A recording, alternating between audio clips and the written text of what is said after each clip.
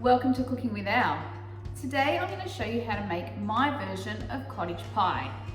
I am doing a bulk cook up of this cottage pie so that we can have one meal during the week, but we can also put 3 serves in the freezer so that other weeks all I need to do is make the mashed potato, throw it on top of the mince that I've defrosted, cover it with cheese and put it in the oven. So I like to bulk up my cottage pie mince with loads of veggies, because really cottage pie is just mince, onion, potato, and a little bit of sprinkling of cheese. So if I can get lots of veg into that mince, then it sort of bulks up the meal. I also serve veg on the side. Another speedy tip I have for you is if you keep frozen onion, celery, and carrot in the freezer, all you need to do is defrost them in the microwave for a couple of minutes. That makes this process of bulk cooking even easier, and I'm always looking for an easy way. So it's time to get cooking. Okay, so I'm preheating my casserole pan, and then once it's heated up, I will put in the frozen onion, celery, and carrot.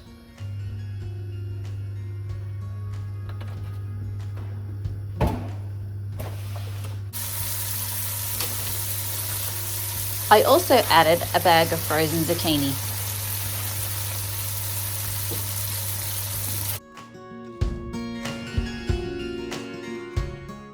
Cook until the water from the veggies has evaporated. This is because I've used frozen veggies, but if you've used fresh veggies, just cook until they've softened and are starting to caramelize. I'm going to add the minced meat all at once.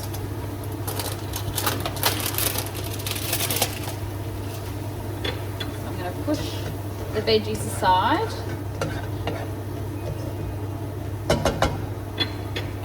And literally dump in the mince.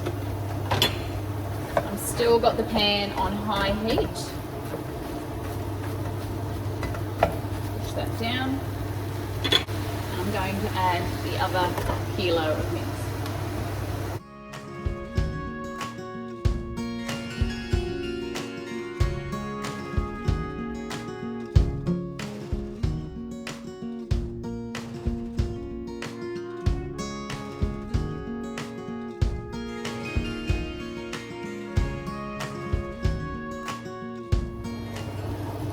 Okay, so my mince is brown now. I'm going to add some kale.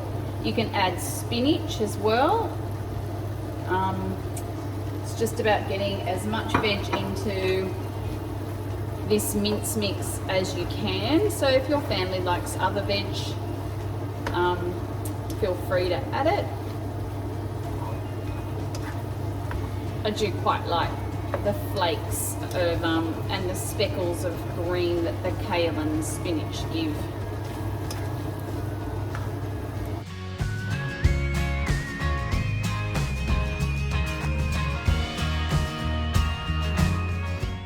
Okay, so next I'm going to add the plain flour, and this is going to thicken the sauce that we create using some beef stock cubes, maybe a little water, I'm not sure, some tomato paste and some tomato sauce. You can also use barbecue sauce if you like. Just give that plain flour a little mix in. Of course, if you want to keep this gluten-free, you can use corn flour, potato starch, any sort of, or gluten-free flour would be fine too. So next step is for the beef stock cubes. The trick here is to make sure you break this up into the powder and not have many clumps, because sometimes with beef stock cubes they don't actually break down very well, surprisingly. Just squish it between your fingers.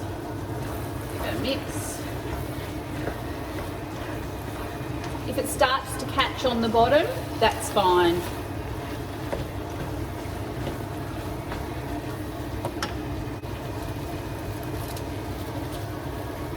So I use 1 stock cube for every 500 grams of mince-ish.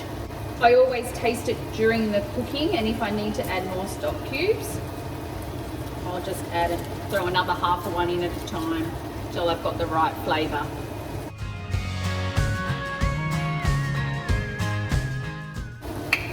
Right, next in is some tomato paste. I don't put too much tomato paste in. So sometimes I don't like the tartness of the tomato paste, but it is a good thickener.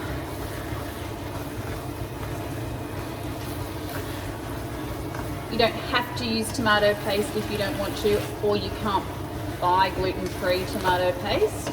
And the next is tomato sauce. Don't skip that.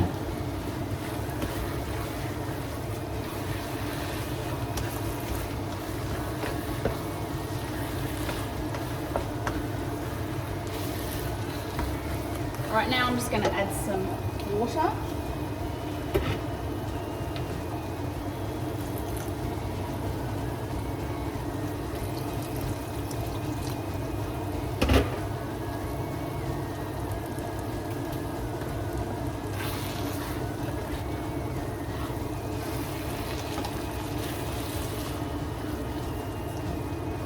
And I'm just going to do a little taste test.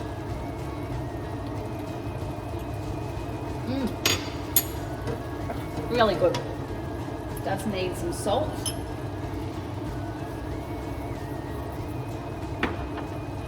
It's got a nice beefy flavour and some pepper.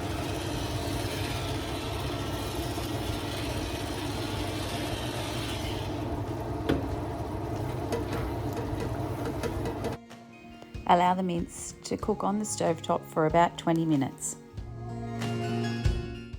Give it a stir every so often.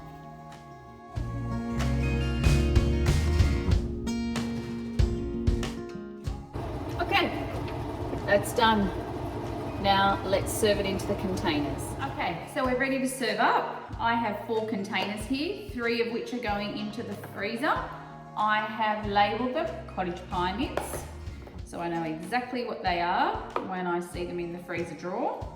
I'm just going to use a soup ladle to put the mince in, to evenly distribute the mince between the containers. Then I'm going to add some frozen peas to the top.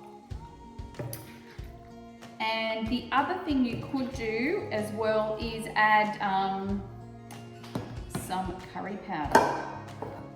I had an uncle who loved curry powder on everything, and he definitely loved curry powder on savoury mince.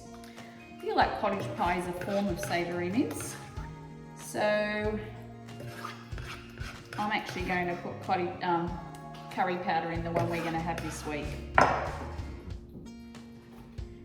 Okay, so for the container we're going to have this week, I am going to add some frozen peas.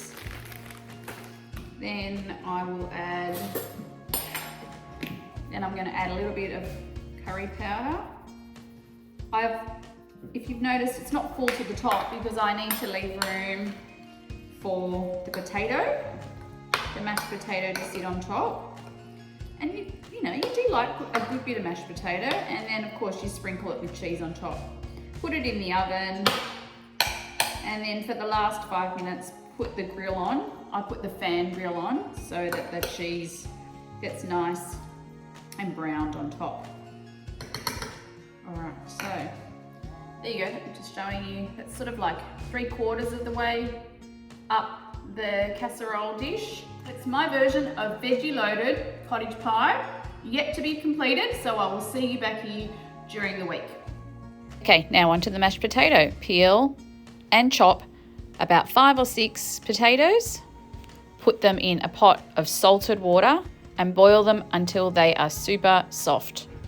Drain them, add butter and milk, and then give them a good mash and add salt. Hi everyone, welcome back. Tonight is the night for cottage pie. So I've just put my pre-prepared cottage pie into the oven for 45 minutes, and the last 20 minutes I took the foil off and I turned the grill on and to brown up the top of the cottage pie. So I'm just going to serve a piece, show you what it's like.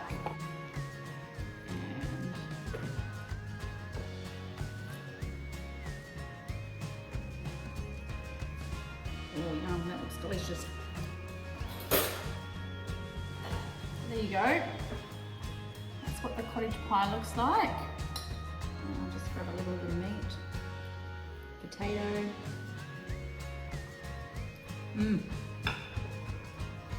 That's a really tasty savoury mince. Don't forget I put a little bit of curry powder in that, and it's really very nice. I like to serve my cottage pie with some puff pastry, which I've just baked as a sheet. I don't bake my puff pastry on the top of the pie because I find it goes a bit soggy. And also I like the cheesy crispy bit on top of the baked potato. So I usually just cut a sheet, a puff pastry sheet into 4.